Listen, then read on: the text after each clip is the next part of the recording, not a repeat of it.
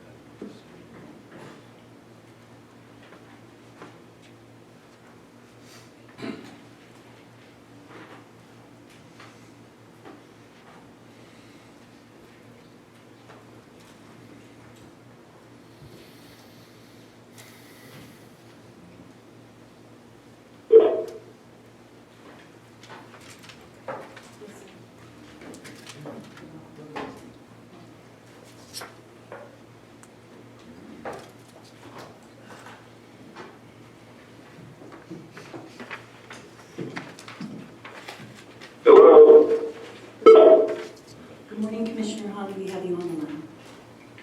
Thank you. Okay, good morning, everybody. What are you all doing here today? You guys weren't here at the last meeting. Something must be going on here at the Athletic Commission. Okay, today is October 24th, 2018. It's 9 a.m. in the Grand Sawyer building. We're in room 2450. I'd like to call the meeting to order and do a roll call. Commissioner Alonso? Here. Commissioner Alt? Here. Commissioner Macbeth? Here. Commissioner Hahn on the telephone. Yes, sir. Good morning. I would now like to take public comment in the room only, and I will limit the public comment today to 3 minutes. Is there anybody in the room that would like to provide the commission public comment? Okay, please come forward. Comment or question? Please come forward. Okay. If you could give us your name for the record, sir. Rodney James Edgar. Okay. So you understand we cannot answer any questions, but you are allowed to provide comment for the record. Okay, now I had a question. Okay, sorry, we can't do that. No problem. Thank you. Yeah. Is there any public comment on the telephone? And I would limit it to 3 minutes. The conference is no longer in listen-only mode. Any public comment on the telephone?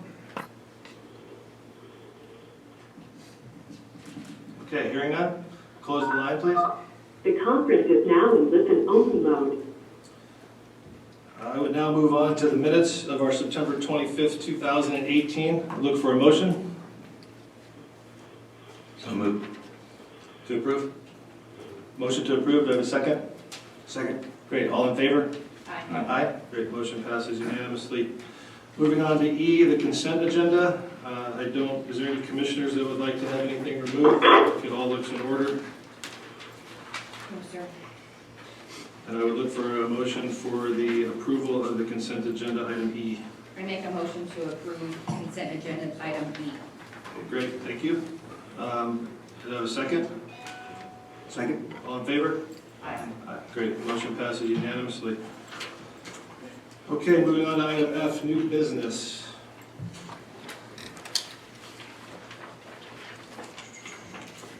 Item number 1, hearing on the extension of the temporary suspension for mixed martial artist Conor McGregor for possible action.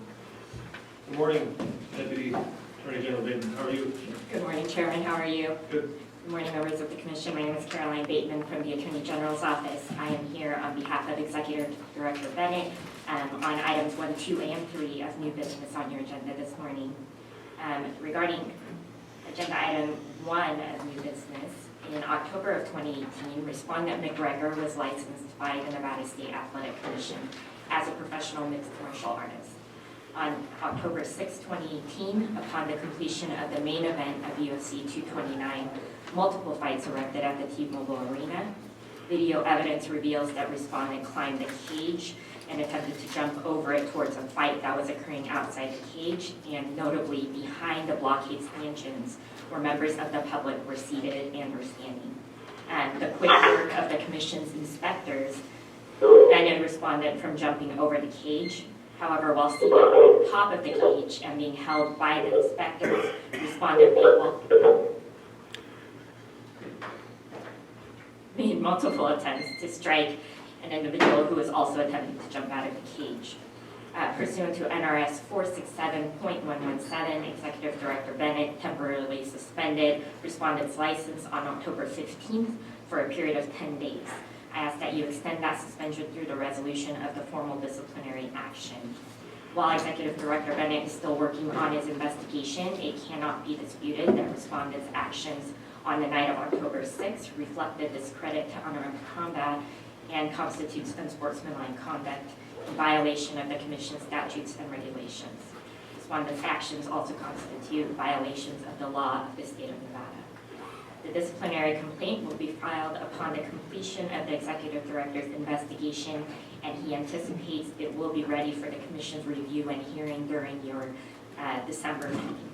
Proper notice of this meeting was provided pursuant to NRS 233B.121 and NRS 467.113, with a certified letter being mailed to Respondent on October 10th to the address provided to the Commission. And I will open to any questions that a member of the Commission may have. Thank you. Are there any questions for Ms. Bateman at this time? No questions? Are there any representatives here, or Mr. McGregor, or any representatives from Mr. McGregor? Do you care to speak today, or no? No, thank you, Mr. Chairman. Okay, thank you. For the record, that's Michael Murch, representative for Conor McGregor. Okay, well, I would entertain a motion for the Deputy Attorney General's recommendation. I make a motion for the Deputy Attorney General's recommendation for new business item number 1. Recommendation to.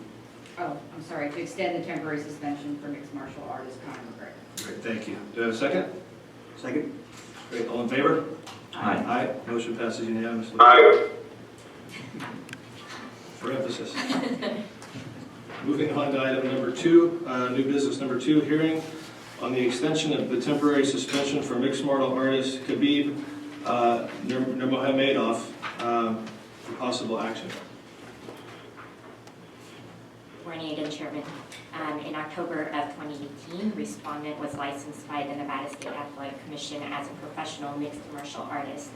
On October 6, 2018, upon completion of the main event of UFC 229 at the T-Mobile Arena in Las Vegas, Respondent jumped out of the cage and jumped into the gallery where members of the public were seated or standing, and he struck one or more individuals standing in that gallery.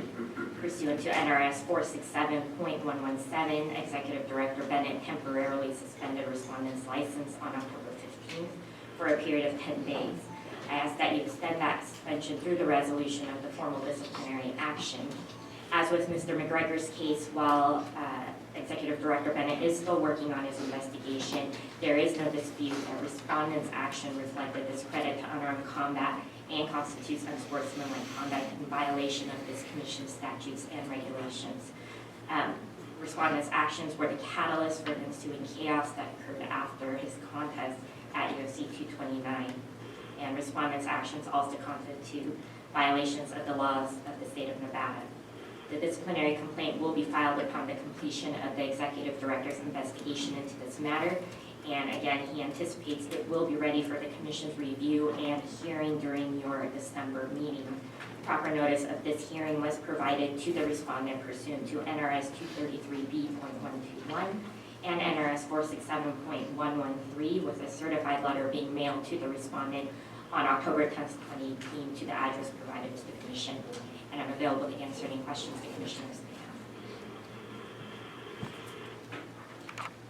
Okay, thank you. Are there any questions of the Attorney General on new business item number 2? Okay, no questions? Yes, I'd entertain a motion. So, motion to approve the Attorney General item number 2 to extend the suspension of Khabib Nurmagomedov. I think you said that better than I did. Okay, I look for a second.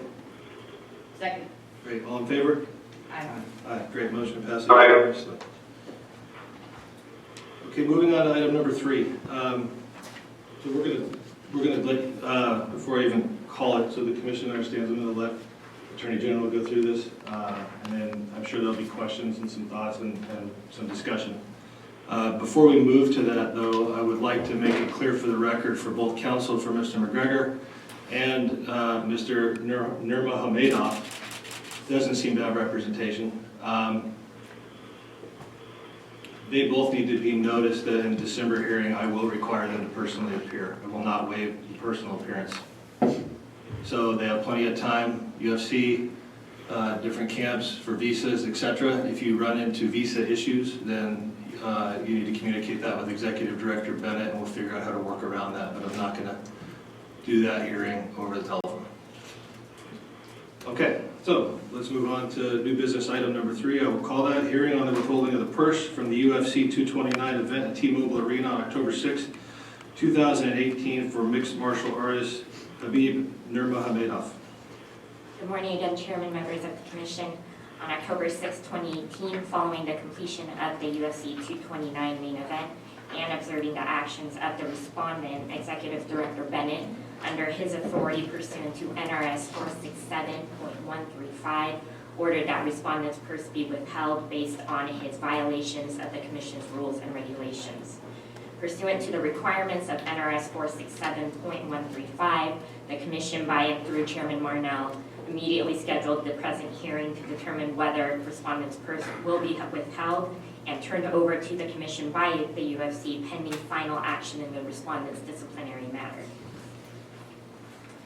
Pursuant to NRS 467.158, when disciplinary action is taken against a person related to and taken in conjunction with a contest of unarmed combat, the Commission may impose a maximum fine of 100% of the purse and impose a lifetime ban from participation in unarmed combat in Nevada. I'm not implying that that is what the Commission will do in this matter, but I did want to provide the Commission with that information, that that is the extent that is available to you based on your review of the disciplinary matter in December. And hopefully that will give you some guidance in terms of whether or not you will be choosing to withhold the purse today, and if so, what amount you will be withholding. Based on the possibility of that full 100% purse fine, based on the completion of the disciplinary hearing, I would request that the purse that's currently been withheld remain in place and that the UFC be ordered to transfer that purse to the commission for safe holding pending resolution of the disciplinary matter. And I'm available to answer any questions the commissioners may have. I do have one question for you. I just want to make sure I'm clear in reading the reg.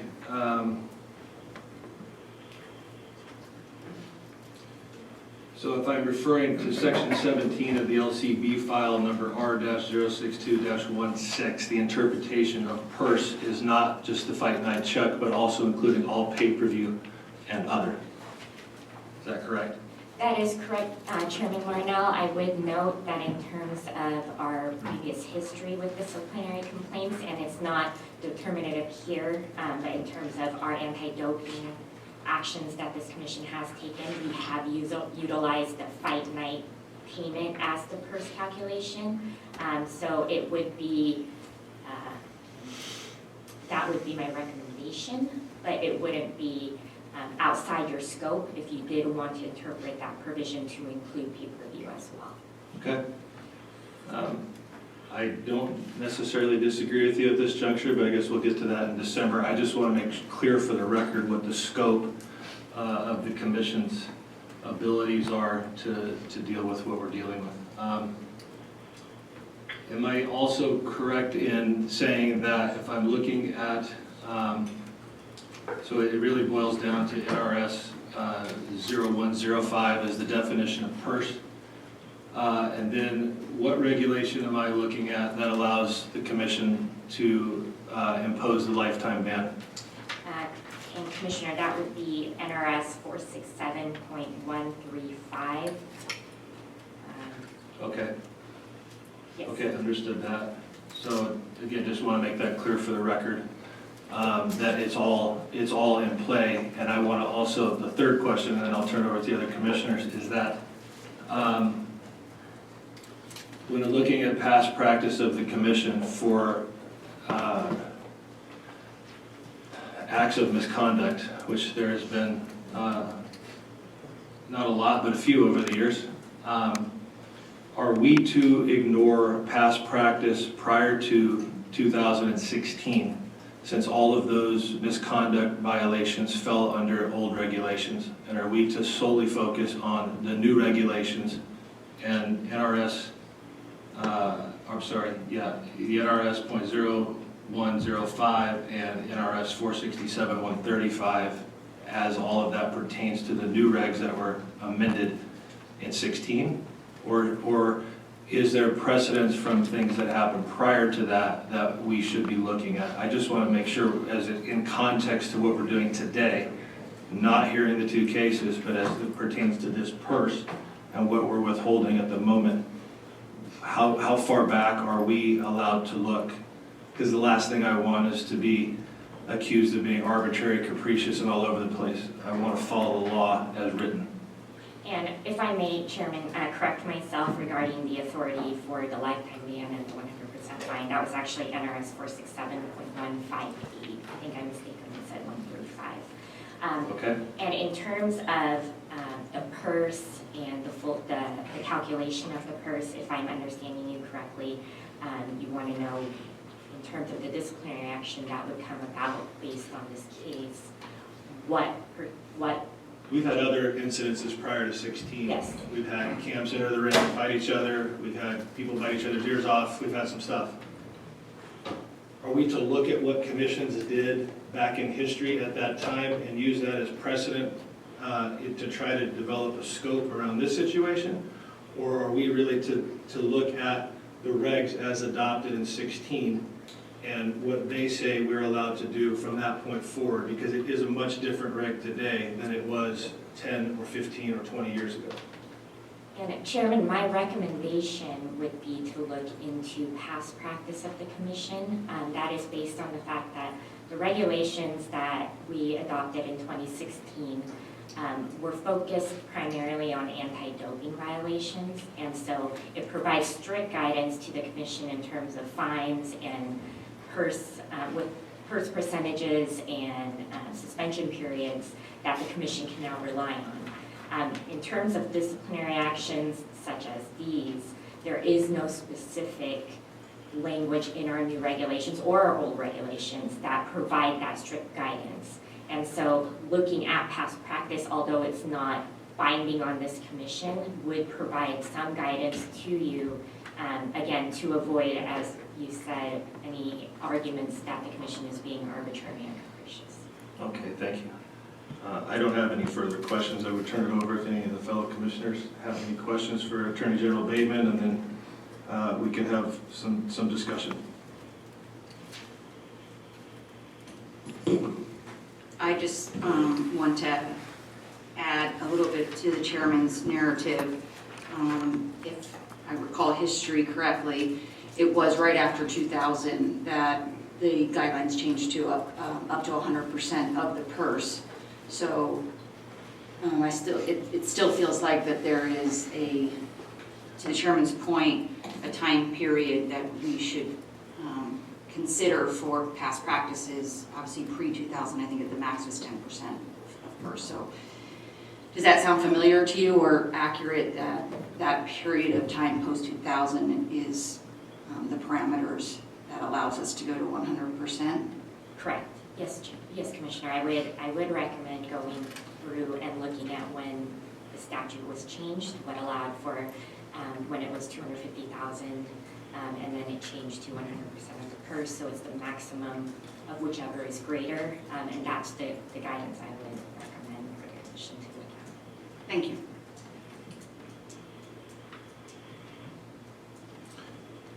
Any other questions? Okay. And to reconfirm, is there any representation for Mr. Nurmagomedov? Okay. I guess then I would close the hearing. Executive Director Bennett, do you have anything to add to the event, the night? Anything that would be in the Commission's interest for them to know as you and I made this decision on the spot and how we got there? And I have a little bit of color that I'd like to add, but would you like to go first, or do you have anything you'd like to add? Chairman, I would only say that based on the actions that took place that evening, we took the appropriate action in so much as immediately placing him on 10-day suspension and withholding Khabib's purse. Other than what was commented on today, I have nothing else to add based on my investigative efforts, which will be forthcoming. Okay. The only thing that I would add when the event was over, as Executive Director Bennett was looking at the media that we had available to us at the moment. As you all know, once the fight's over, the checks get handed out pretty fast. It kind of dissipates quickly, people leaving the building, etc. I would put in there for the record, if I would have had the video that we now have, I would have also held Mr. McGregor's purse. I did not have the video at the time and could not see the action of going up onto the cage. So anyway, here we are today. So the only other thing that I'd like to ask the Commission, in taking into account what the Attorney General has given us with past practice, regulations, and how this moves, I'm open to entertaining discussion that we would release some of this purse. I think the total compensation for Mr. Nurmagomedov is well in excess of the $2 million. I believe it's somewhere in the $5 to $6 million range, all things considered, which we can entertain and put in our purview. Not that it's necessarily past practice, but what happened is not past practice either. This is the first time. So I think we do need to consider history as it pertains to how much of the purse we want to withhold till the hearing, but we also need to entertain the actions of the evening and where we sit today. In hearing all of that, I'm open to reducing the amount of withholding and releasing some of the money to Mr. Nurmagomedov to, pay his corner, to pay the people that need to get paid, and that's the intention of this statute and this regulation, is to have an immediate hearing to determine after the emotion of the moment and the night and what happened and what we did, to quickly decipher if that was the correct action or if we withheld too much, or if we think we withheld the proper amount, and to hold on to it and proceed forward to December. Is that accurate? That's accurate, Chairman. Okay, thank you. So I would entertain conversation on what the commissioners think. Executive Director Bennett, are we in receipt of the funds currently, or are they still with UFC? Commissioner Alonso, currently we are in possession of the check from the UFC for $2 million. Thank you. You're welcome. Mr. Chair, I think it would be appropriate to release some of the funds to pay for some of the incidentals that were involved in the event, especially when we didn't have the knowledge that we have now regarding Conor McGregor. And that camp probably would have been subjected to some of the things that were done with Khabib. So I would like to see us move forward on that. Okay. Commissioner Beth? Yeah, just that we hold enough of the funds to give us that latitude to make decisions in December based off of the actions that occurred. Because there were public safety issues involved in other serious infractions. Commissioner Alonso, any thoughts? I would agree with Commissioner McBeth and support his view. Okay. Commissioner Hahn on the phone, do you have any comments on the dialogue you've heard? No, I mean, I concur with the theme and the spirit of the dialogue, and I think us entertaining releasing a portion of this is probably appropriate given the information that we've gathered since then and the spirit of some of your comments. Okay. So now the $44 million question is how much? What would you guys? What would the commission like to do? I mean, I have some thoughts. The fighter clearly is going to receive, a substantial amount of money for the fight. We'll get to all of that in December as far as what that will wind up being, but I'm comfortable at this point, releasing half of it. One of the questions that I do have, though, for the Attorney General, I'm not comfortable because these complaints have not been filed. The suspensions have only been handed out, I think, as recently as yesterday. I'm assuming I cannot tie the camp's compensation to his. I'm concerned on the compensation of the camps. We do have a past practice where camps have come in to the, let's call it the field where the contest is being held, had these types of issues, and were also fined. I am concerned about that particular situation and their compensation that will come directly from the release of this check, or a portion of this check. And I'm not going to say necessarily I'm concerned about flight risk, but we do have occasional issues with international fighters that get fined and never come back, and we never collect the state never collects its fine. So doing our fiduciary duty to the state of Nevada as commissioners of the Athletic Commission, is there a way we can do that? I'm assuming the answer is no, and we will have to deal with those independently. And if you need a moment, I will happily pause the hearing if you would like to look, because that's a kind of a last minute question on you, I understand. It's not an easy one. And Chairman, pursuant to NRS 467.135, and that is the statute that governs withholding parts of a purse or other monies.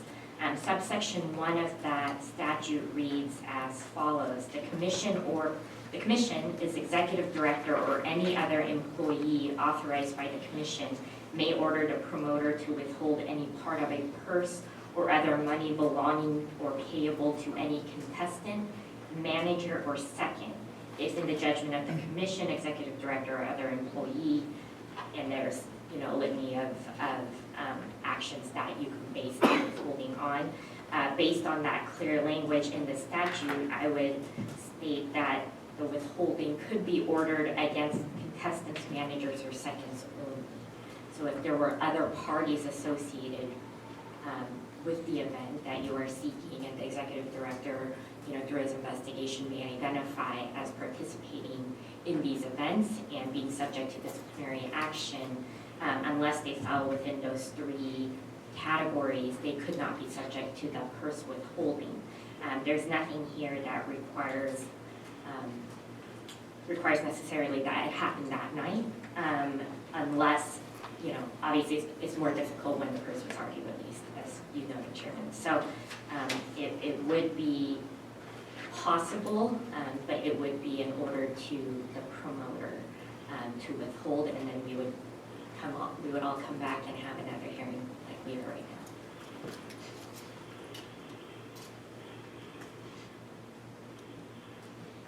Okay, I don't see how that would work for what I'm trying to accomplish at this time, because I don't believe that they're under our jurisdiction, but I don't believe that they're under the promoter as it pertains to compensation. I think that's going to come directly from the fighter. So I think that would get a little bit out of bounds. So, all right, well, we'll have to deal with that when it comes in. Okay, well, I guess I have a very specific motion that I'd like to use. I think what it really would boil down to now is how much of the $2 million fight night check would the commission like to withhold out of the $2 million. I have felt half was a good enough amount of money to release $1 million that should cover all expenses, give the fighter some money, but at the same time, it's still a very substantial amount of money to be withheld until we can get to the case in December and get all of the testimony, or potentially we get a settlement agreement. Who knows where all that will go over the next 60 days. But it's enough money to keep this contestant's interest in this hearing. Mr. Chairman, Commissioner Vaughn, I concur with that. I think it's reasonable, fair, and prudent given the circumstances and the decisions that we have faced. Any other thoughts? Yeah, Mr. Chairman, I would also concur that withholding 50% of a $2 million purse is substantial and leaves us the flexibility in December to come to the final resolution. Yeah, Mr. Chair, it puts the boat in the water. Well, yeah. And to be clear, the fighter's still going to receive close to $4.5 million that's not going to be subjected to his disciplinary action in total compensation, fight night, and pay-per-view. So I think that it rides with 50% of the purse on fight night, it rides with less than 20% of the total compensation, and for now I'm comfortable with that amount until we get to all the evidence and have the full hearing. So what I would say is I would entertain a motion pursuant to NRS 467-135 and NAC 467-147 to order the UFC to continue to withhold the payment to Khabib Nurmagomedov of $1 million of his purse from UFC 229, and part 2, to order the UFC to transfer $1 million withheld from Mr. Nurmagomedov's purse to the Nevada State Athletic Commission for safekeeping pending the resolution of the relevant disciplinary action against Mr. Nurmagomedov. That's fine. For the record, that was Mr. Ratner from the UFC. So I would entertain a motion to approve. I would entertain a motion to approve what I've just read into the record as the motion. So move. Second. Okay, I have a motion. Do I have a second? All in favor? Aye. You Second. Yeah. Aye. Sorry, I have a second. All in favor? Aye. Great. Motion passes unanimously. Okay, thank you.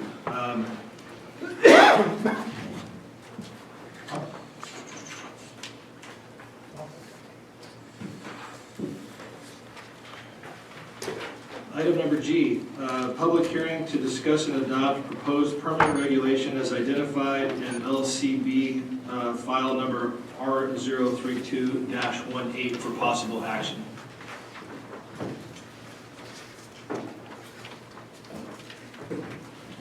Mr. Chairman, would you like me to proceed? Sure. Okay. Please do. Good morning. For the record, I am Deputy Attorney General Ed Duval with the Nevada Attorney General's Office. This is a public hearing on LCB file number R032-18. For this hearing, we will be referencing the LCB draft dated August 3rd, 2018, as well as a couple of non-substantive changes to the draft being proposed by the Executive Director in the document titled Additional Proposed Modifications by the Executive Director.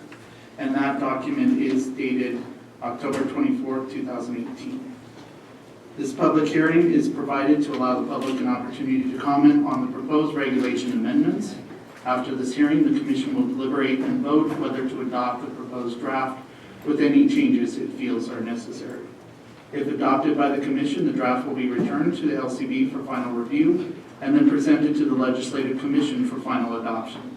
Once the Legislative Commission has approved the proposed regulation, they will become effective. A public workshop was previously held on these proposed amendments on January 23rd, 2018. At the workshop, we went through the draft section by section. Because the draft returned from LCB did not have any substantive changes, we will not be going section by section at today's hearing. Instead, I will present the modifications to the draft proposed by Executive Director Bob Bennett, and then we will open it up to the floor for public comment. To ensure that an accurate and complete record is prepared, we ask that anyone coming forward to speak today clearly state their name and who they represent, as well as the section of the draft which they will be commenting on. I will proceed now to review the proposed changes by the Executive Director. Please note there is a typo. The section numbers are numbered wrong. The first change is actually to section 44 of the bill draft, and the second change is to section 49 of the bill draft. Starting with the change to section 44, which is NAC 467.682. The change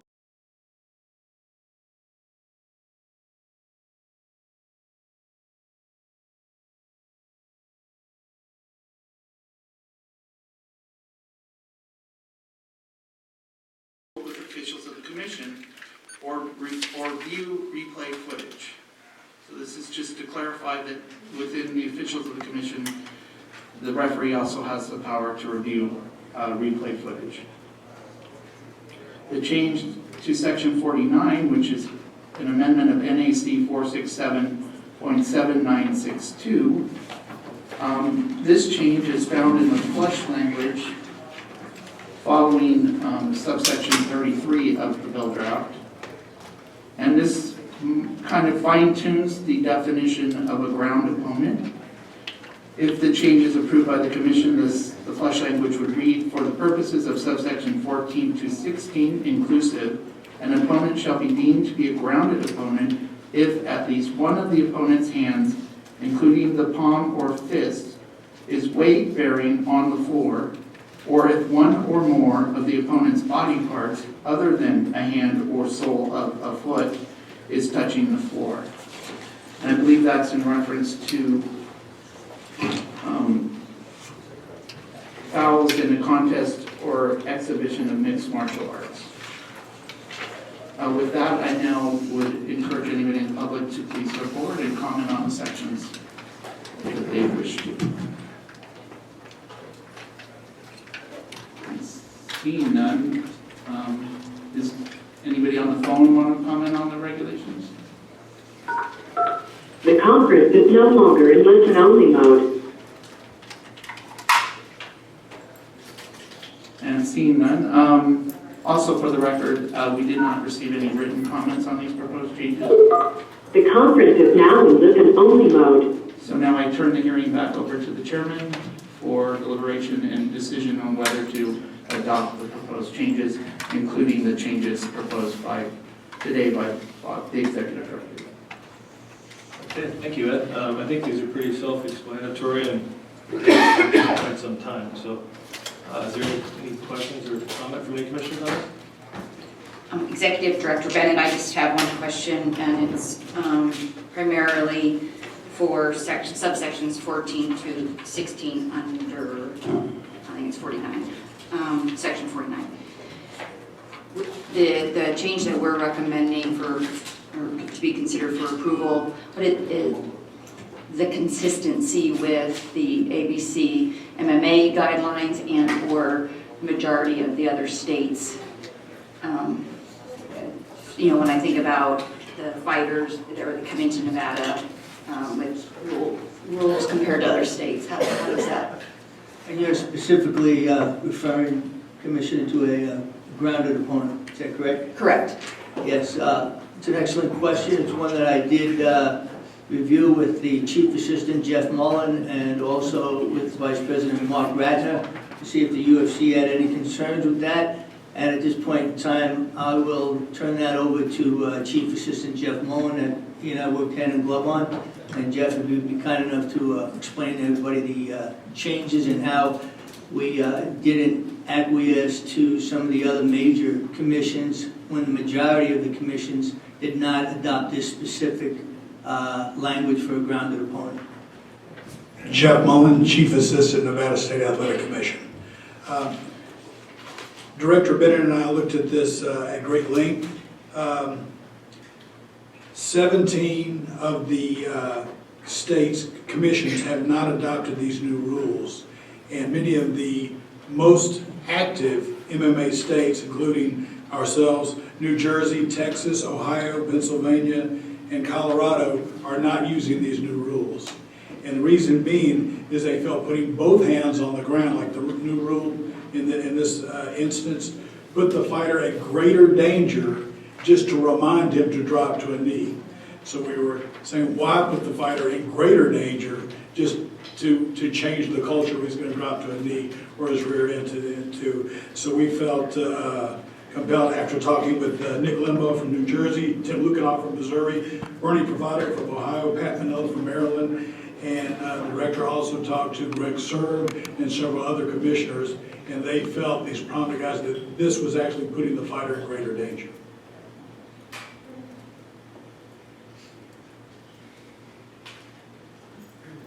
Executive Director Bennett, could we clarify that when he says that this is putting the fighter at greater danger, that was the pre-amendment version, not the current version? Thank you, sir. Yes, that is accurate. Yes, the pre-amended version with both hands on the ground. Correct. Thank you.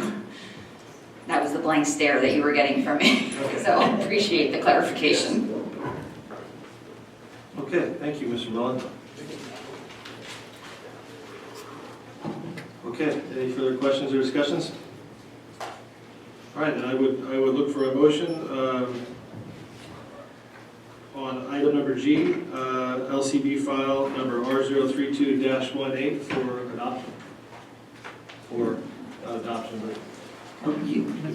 Mr. Chairman, you're correct, but did you want to incorporate the changes recommended by the Executive Director? Yes, so to the record.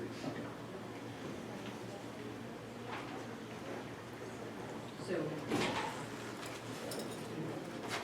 I'm sorry, so we are making, I'm making a motion for approval of the amended adoption of the new regulation. With the executive director. With the executive director's changes. Correct. Thank you.